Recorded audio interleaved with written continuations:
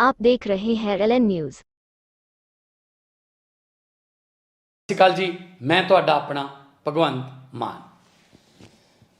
विद्या विचारी तां पर उपकारी, फैले विद्या चानण होए।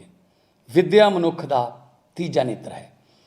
ये असी बहुत बार लिखिया होया पढ़िया है, कंधां ते भी लिखिया होया पढ़िया, किताबां दे भी लिखिया होया पढ़िया, नारे भी इस तरह के सुने ने।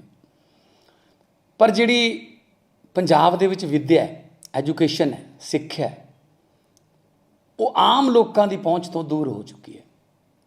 वो इन्नी महंगी हो गई कि आम लोग जिहड़े ने अपने बच्चों नूं म्यारी सिक्ख्या दिवाउणा चाहुंदे ने, पर उन्हां दी जेब इजाजत नहीं दिंदी।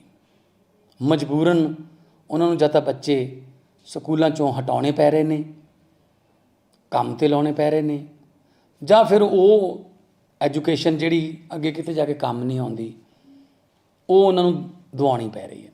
अज मैं एजुकेशन नाल रिलेटेड, सिक्ख्या नाल संबंधित दो वड्डे फैसले जो पंजाब सरकार ने कीते ने, उन्हां बारे तुहानूं जाणू कराउणा चाहुंदा।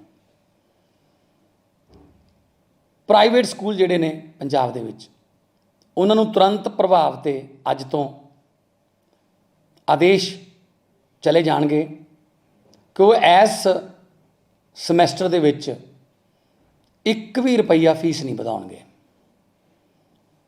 फीस की जिहड़ी पॉलिसी है, वधाउण दी पॉलिसी है, उहदे बारे असीं आउण वाले दिनां 'च तुहानूं सारी विस्तार सहित जानकारी देवांगे, डिटेल देवांगे।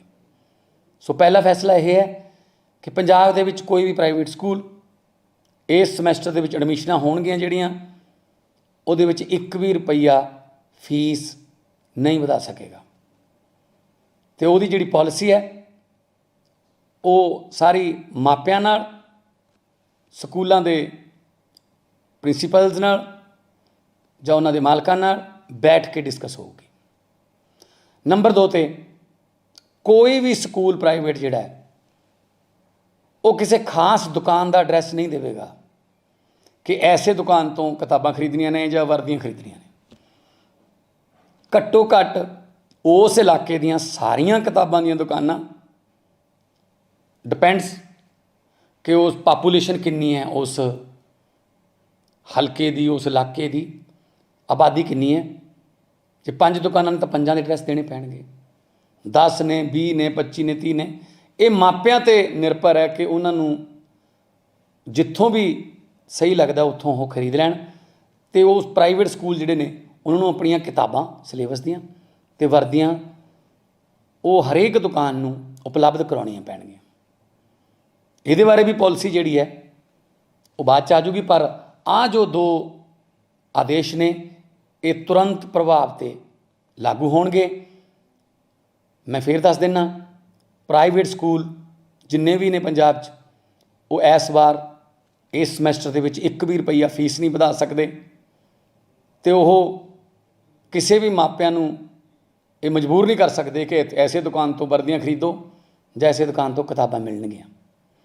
ये बारे डिटेल्ड पॉलिसी, एजुकेशन पॉलिसी बड़ी जल्दी पंजाब के लोगों के सामने आऊगी। सो इस करके विद्या मनुख का तीजा नेत्र है, तो तीजे नेत्र नूं खोलण वास्ते आम आदमी पार्टी की सरकार तुहाडे नाल है। तुहाडे सहयोग ते तुहाडे समर्थन की लोड़ है। इनकलाब जिंदाबाद।